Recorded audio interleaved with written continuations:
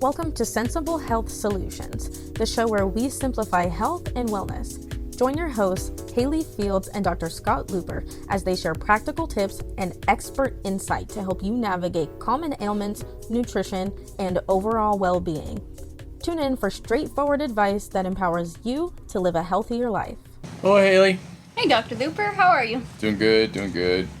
So, I want to go through some medical research. This is one of the things that I do on a regular basis, is just kind of scan through recent research to find out if there's something that's helpful for my patients, something that's useful. And every once in a while, I just like to see stuff that kind of confirms what I already do. Mm-hmm. And I got one of those today. Okay. I already was doing it. Sure. But I had no proof that it was working other than common sense. And then there it was. It showed up in the research. Now they have research, Yep. evidence-based. Yeah. So I'm going to start with that one. I want to start with eating. Actually, let's just start with that one. Let me just do that one because it's easiest. It's the quickest one. It's a snap. Now, let me start off by saying that we do treat the condition known as diverticulitis. Now, I need to say a little bit about what diverticulitis is. Diverticulitis is a digestive disorder where you get these pockets that kind of balloon out of the sides of your colon. Mm-hmm. And they're little, like if you took an inner tube and you squeeze it really tight between your fingers and you get a little pocket where it kind of would pop up. Yeah. That's what it's like. These little pockets that come up occasionally. There's a little weak point in the wall of the colon, and when you squeeze down tight, it kind of pops up this little pocket.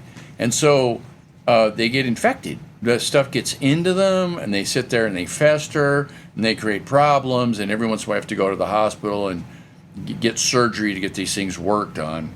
I have a family member who was just diagnosed with this. Yeah, okay, so this is going to be super helpful for you. Yes, absolutely. So for years now, people have been coming to our clinic, and I tell them, every single one that comes in, and they say, my doctor told me to quit eating nuts and seeds and corn and stuff like that because it's going to get caught in these pockets and cause a problem. And I tell them, you're wrong. That is not correct. The real problem with diverticulitis is that your colon is squeezing so tight it causes this blowout. It's the pressure of the colon. Now, what we want to do is reduce the pressure. Now, how we reduce the pressure is we fill your colon up with stuff so that when it squeezes, it goes squirt, squirt, squirt. This is the toothpaste tube treatment. Okay, so what stuff do you recommend filling it with? Fiber, and that would be seeds. Nuts and seeds and corn. Uh-huh. Exactly what you're not supposed to eat. Exactly. Now, it's not only nuts and seeds and corn. It's also broccoli and, carrots and, vegetables and those kinds of things. And typically, it's not just nuts and seeds and corn that they don't want you to eat. They don't want you to eat fiber. They'll put you on a low-fiber diet. Why? Because the fiber fiber is irritating. Sure. Because it's hunks and chunks of stuff. You're already inflamed, and it's just self-evident because you quit eating fiber. If you're flared into diverticulitis, you quit eating fiber and you feel better. Okay. Because there's not anything rubbing against the irritated spot. Okay. Okay. So in the short run, it's helpful, but in the long run, it is exactly the opposite of what you need. You need to fill your tube up with fiber so that it's easier to get stuff through it. Now remember, toothpaste tube. You think about a toothpaste tube. If the toothpaste tube is empty, you got to squeeze really hard to get the toothpaste to come out of the tube. Mm-hmm. If the toothpaste tube is full, you hardly put any pressure at all, and it comes on out. That's the idea. If we can fill your tube up, it's easier when your body does peristalsis, squeeze, squeeze, squeeze. Everything goes right on through. It's a low-pressure system. Everything's hunky-dory. That's why. So it's completely logical. Okay. And also it works. I mean, that's the other thing. I've had people do this. They come back, their diverticulitis goes away. Within how long? A couple of weeks. Okay. Really, not long at all. And do you do anything anti-inflammatory in conjunction? So if they're in a hot flare, what you got to do is treat the infection. Because the reason why they have a hot flare is because that blind pocket's got a bunch of bacteria in there, and they're in infection. So you got to do something to knock the infection down. So the fiber thing is not where you start. Knock the infection down first. Once the infection goes away, then you can change their diet, get more fiber in it, and just really coach them on how to eat more fruits and vegetables. Really, that's what it is. Okay. It's not so much a matter of you need to eat nuts and seeds and corn, right? Right. Corn's problematic. Nuts and seeds are fine, but you don't want to build your diet around nuts and seeds. What you want to be doing is building your diet around fruits and vegetables. Sure. And so to knock the infection down, that would be Purge the world. Purge the world. Maybe even Testing. antibiotics, considering if it's a situation where you need that. Most of the time, for us, we just use Purge the World and it takes care of it. Okay. What about, oh boy. Oh, I had a question. Okay, so here's the other thing. What about chia seeds? Yeah. Now, because exactly, people come in. This is the argument I have, because you and I work with patients all the time. We And put we people on preach chia chia seeds. seeds every day. And so what you do with chia seeds is you soak them in a combination of water and purple juice. It's 1/4 purple juice, 3/4 water, 2 tablespoons of chia seeds in a pint jar. Yes. And then you drink this every day, and it's fabulous. It absolutely is a fabulous soluble fiber source. The seeds, we go on and do a whole show on these seeds. The seeds, let me just say, they're great. They're the best fiber source, better than psyllium or better than, apple pectin or a zillion other things. They just really work well. Not to say that take anything away from the other fibers. Those are great too. They're all great. These are just slightly more great in terms of solving the problem. So then I'll get arguments with patients. New patients come in, they say, I can't do seeds. My doctor told me I can't do seeds. And I have to do this thing where I explain it. So anyways, I've been vindicated. Okay. They did research. This research, they looked at just short of 30,000 women. Oh. So it's not small research. No, This that's is a lot of research. substantial research. Yeah. Yeah, and what they did is they followed them for just short of 14 years. Oh. And what they found was there was no increase in the rates of diverticulitis at all for people who ate the most peanuts, nuts, seeds, fresh fruit, whatever, corn. There was none. None of the things they looked at had any. So this theory that nuts and seeds and corn and whatever fiber gets in the way just didn't pan out. Is old news. Yeah, it doesn't. The research doesn't back it up. And so, in fact, the opposite. People tend to do better. They had less chance of getting these problems the more fiber they had in their diet. Duh, of course. Huh. Because if you think of the reason why people are getting this, which is that they take in a pressure system, a colon that should be low pressure, and they turn it into high pressure. You eat a low fiber diet, you're going to have to squeeze a lot harder to get the stuff through to come out. And so there you go, you get diverticulitis. Okay, enough of that. There we go. I'm vindicated. Very Yes. good. Okay, let's do the next one. And this one relates better to a common problem that people have. And this one is weight loss. Okay. And what they did is they researched how well it would work to eat everything that you eat in a given day in an 8-hour window. Okay. Okay?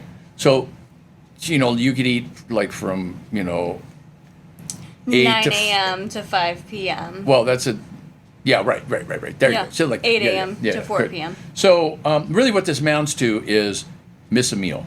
So you live a lifestyle that instead of eating 3 meals a day, you eat 2 meals a day. Okay. So you either miss dinner or you miss breakfast or you miss, I don't know, something. There's some meal that's missed here. And so they already know that works because they've already looked at it and it works, and they're real clear about that. What they weren't clear about is what time of day you should eat and miss a meal in. Mm-hmm. Now, for me, I recommend this with patients. I do that all the time. My tough, stubborn patients for weight loss, this works beautifully. And so what I would prefer them to do is to miss dinner. Okay. I want you to eat breakfast, I want you to eat lunch, but I'd rather you just miss dinner. That way, while you're sleeping, your body metabolizes fat, and you wake up in the morning and you're hungry, you're ready for breakfast, and it works great. So that's what I've been telling people for years, except for I had a few patients that didn't do that because they do whatever they're going to do, and they missed breakfast instead because it was easier, and they already had a habit of missing breakfast. And so they came back and they lost weight and they felt great, and it absolutely worked. And now my chagrin. Of course, you're vindicated yet again. My follow-up question would be, what about patients dealing with diabetes and blood sugar issues, knowing, how patients suffer without having that routine feeding? It becomes the new routine. Okay. Let me say, it helps. It helps. If you have diabetes, this is a great idea. Okay. Not for everybody. I wouldn't say universally every single diabetic on the planet, but the vast majority of them are going to do better following this diet. I would think that if they were to miss dinner with that 12-hour span of fasting or 16-hour span of fasting, however long that is, that their blood sugars would drop pretty radically. And okay. We have to be careful. This is a half-hour show. Yeah. Because you're going to click me into an hour and a half lecture about this. Let me just say why it works and a little bit about diabetes. The reason why this works is because our body needs to take sugar, absorb it, and put it somewhere. Now, if you have plenty of sugar in your body already, your body recognizes I don't need to pack this sugar away into the places where we're going to burn it right now. Let me back up a little bit. Let me say it differently. When you eat something that has sugar in it, carbohydrates, vegetables, whatever, most everything has a little bit of sugar. That sugar gets digested, gets in your bloodstream. Now your body has to deal with it because you got to get it out of your bloodstream. And so your body could either use insulin to absorb that sugar into the cells, or insulin-like growth factor. Insulin-like growth factor is not insulin, but it's like insulin. That's why it's called insulin-like growth factor. Now, the difference between these two is insulin will take that sugar and pack it into fat. Insulin-like growth factor will take that sugar and pack it into shallow sugar stores. There are places in our body that we put sugar into and we can use that sugar right away. It doesn't go into long-term storage. It goes into short-term storage to be burned in the next few hours, or at the most in the next day. Those shallow stores are located mostly in our liver and in our muscles, and it's the sugar's stored mostly in the form of glycogen. Okay, so we're either going to take the sugar in and we're going to burn it for fuel, or we're going to take the sugar in and we're going to turn it into fat. You got a preference? Burn it into fat. Yeah, you want to make more fat, or you want to burn it for fuel? Fuel. Yeah, I would say that too. Yeah. Burn it for fuel. How do we upregulate this insulin-like growth factor system? And the answer is real straightforward. Easy. All we need to do is use up our shallow stores. And just use them up. So there's not enough. They're partially full, right? They're not totally empty, but they got depleted. And so when you eat something, your body goes, wow, we need to put it here. We need to fill up the shallow stores before we throw it into long-term storage. These, clearly we're burning this stuff. We need to put it here. So the trick is to deplete your shallow stores. Now, there's a number of ways to do this. Exercise will work, except for we are freakishly efficient, and it takes us hours of exercise to get this to work. Depending on how intense the exercise is, if you're full out running, you could do it in about an hour and a half, but that's a long time running. Let's say you're going to walk instead. We're talking 3, 4, 5 hours, depending on how full the stores were to begin with. So a lot of long-term walking. Now, what if we just kind of, just do our life? We don't exercise. We just kind of do normal stuff. Well, it takes about 12 hours or 18, depending on who you are. So that's why this works. Okay. So what we're doing is we're just doing our normal life, and we're just going longer periods of time without eating. And so what that kind of mini fast does is it depletes our shallow stores, and that upregulates our insulin-like growth factor. Now, once you upregulate it, your body kind of uses it more. It's its go-to hormone. It just gets used to just making that one, and so it tends to be the go-to. And even if you eat extra, your body still tends to burn that out of habit, as opposed to turn it into fat. You following me? Okay. Okay. So now the question is that what these guys ask is, what meal is best to miss? Is it best to miss breakfast? Is it best to miss dinner? Is it best to kind of mix it up and just pick whatever meal you want? Breakfast one day, dinner on another day, right? What's the best way to do this? And the answer to the research, and I'm just going to tell you a little bit about this, is Spanish research. It was done in Granada, Spain. It was published in the European Congress on Obesity, and this is recent. This is this year, just a few weeks ago. And what they found out is it all works. You can miss breakfast and it works fine, and you can miss dinner and it works fine, and you can mix it up and mix whatever meal you want, and it works fine. The only thing is you got to miss a meal at some point to get this whole thing to work. Let me give you the actual numbers. So the people who ate breakfast and missed dinner over a period of 12 weeks lost an average of 9 pounds. The people who missed breakfast lost an average of 7 pounds. So it's slightly better to not eat dinner Yep. than it is to not eat breakfast. Okay. Like I said. Yeah. Except for, man, they're still losing weight. They're losing 9 pounds in one group and Yeah, 7 what's a few pounds in the other group. pounds? And the group that mixed it up and just kind of missed whatever the meal that they wanted to, they lost 8 pounds. So somewhere in the middle. Okay. All about the same, really, when you want to get down to it. That's what it was. And so it's great. It works. Here's what they wrote. Let me read this to you. This makes this intermittent fasting a potentially attractive, low cost, and sustainable strategy to support weight management, particularly for patients who struggle with strict calorie counting or rigid diet plans. Because what they did is they had people just eat food. They were, honestly, but they could eat anything they wanted. They just had to eat Miss a within meal. that 8 hours. Yep. Now, it works better still if you're careful not to overeat on carbohydrates or just overeat, period.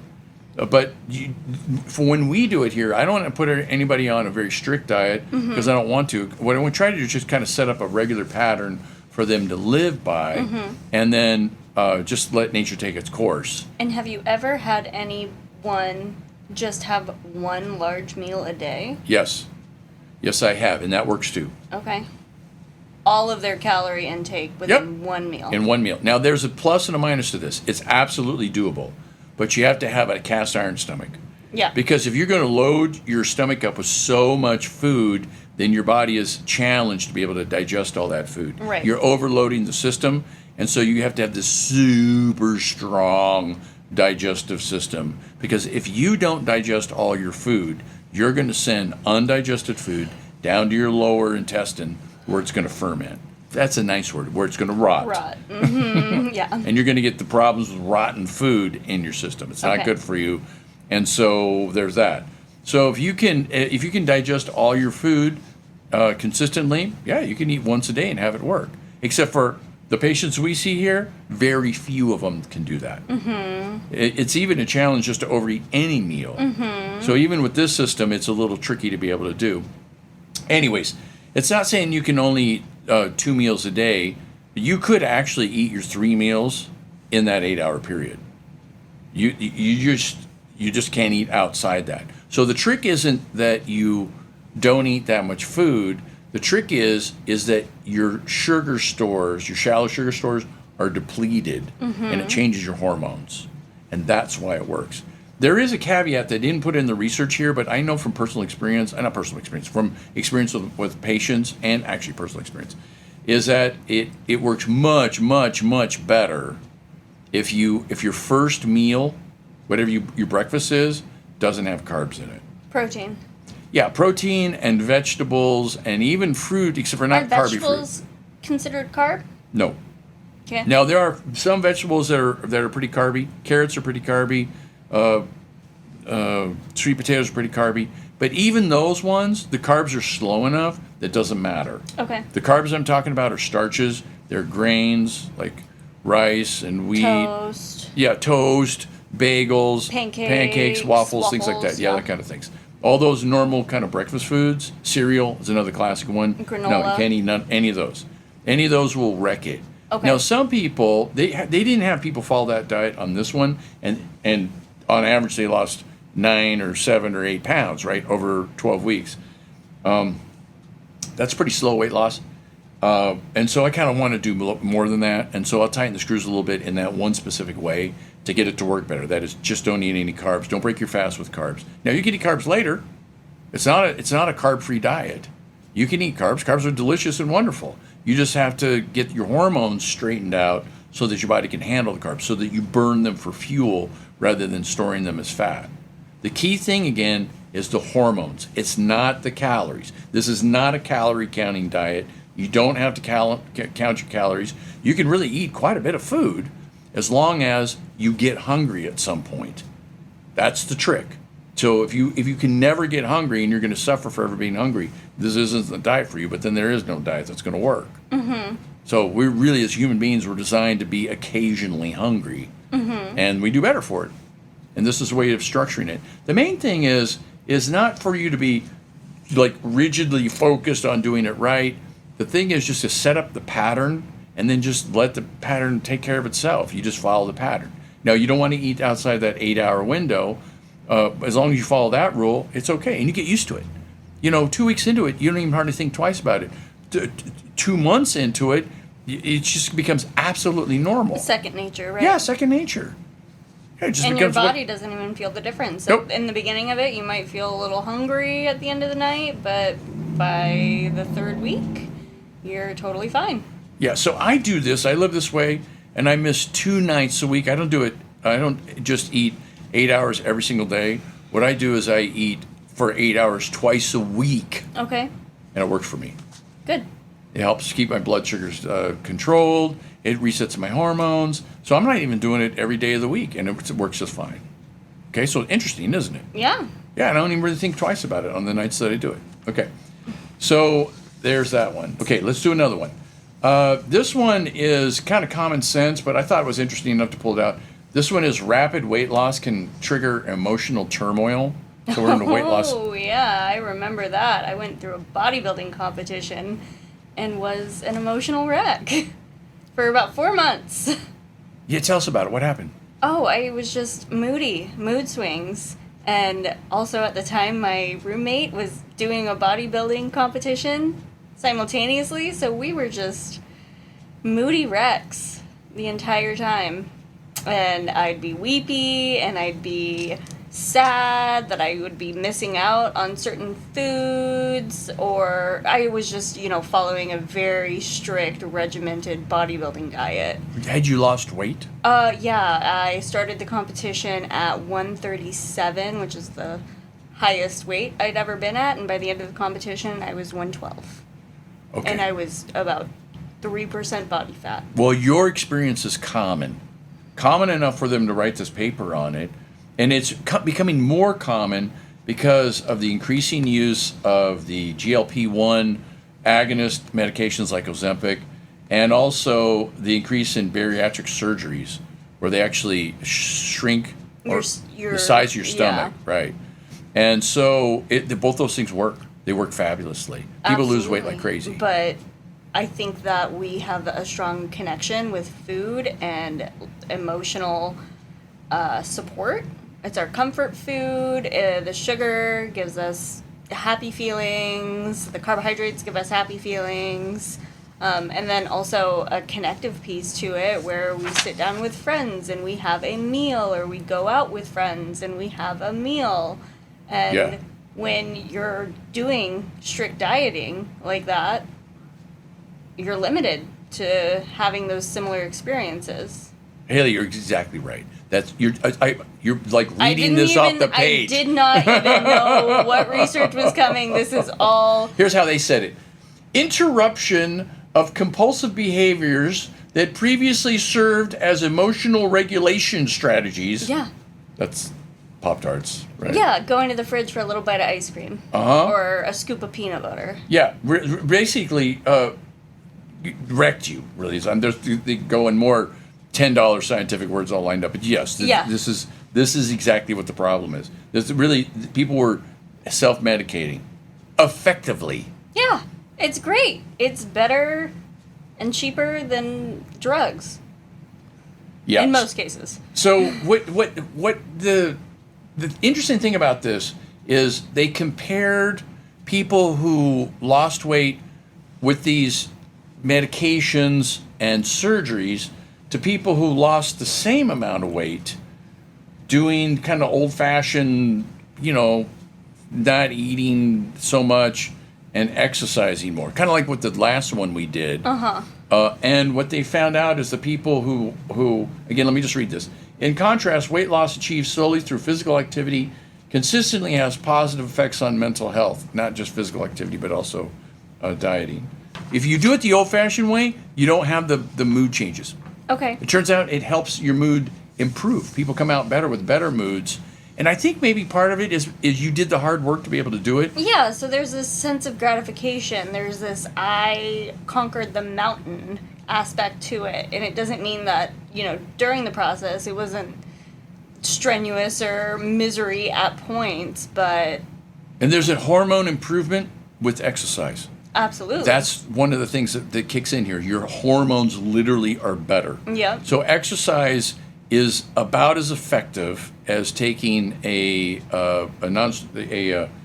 selective serotonin reuptake inhibitor like Prozac or Wellbutrin or something like that. When you compare those medications with exercise, the amount of improvement in depression and anxiety is about the same. So it's not perfect. Those medications don't always work, and exercise doesn't always work, but the overall rate of how much it works literally comes out within 2 or 3 percentage points of each other. So there is a profound improvement in mood by doing exercise. So if you increase exercise as a way to lose weight, you come out better for it. You come out feeling better, you come out more confident, you come out more, even-tempered. There's just an advantage for doing it that way. Yeah, and Now, there's a patience piece to it as well, Yeah. because you don't have results immediately. You have to work for those results. Yeah, so here's the thing. I appreciate the difficulties people have in losing weights, and they do diet and exercise and it doesn't work. That happens. There's all kinds of people that get that. And so I appreciate the help that we get from medications and surgery. There are some people that really do better with those.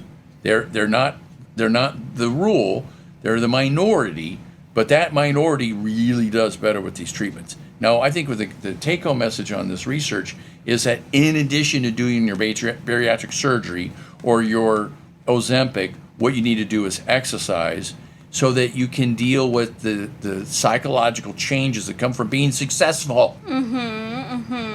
Right? And the psychological changes that come from not going to your pantry for your crutch. Yeah, that's right.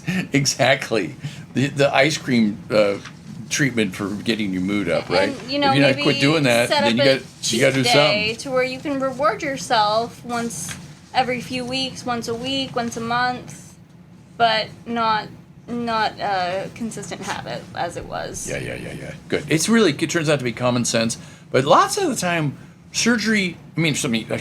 research shows us that the things we know to be commonsensical are actually true. Now, not always. Every once in a while it comes up like, wow, I never thought that. But in this case today, pretty much everything we're looking at here turns out to back up our common sense already.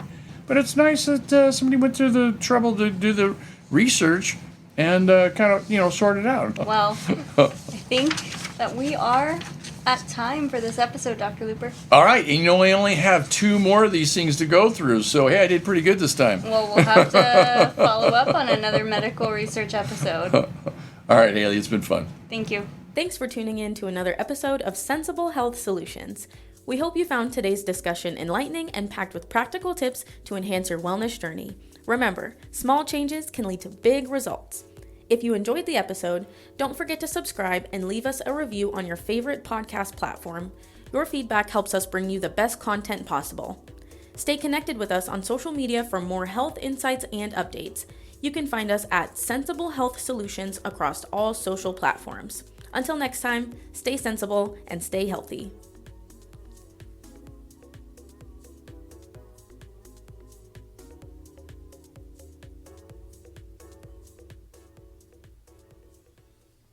This content is for informational purposes only and is not a substitute for professional medical advice, diagnosis, or treatment. Seek medical advice from a healthcare professional for any medical conditions.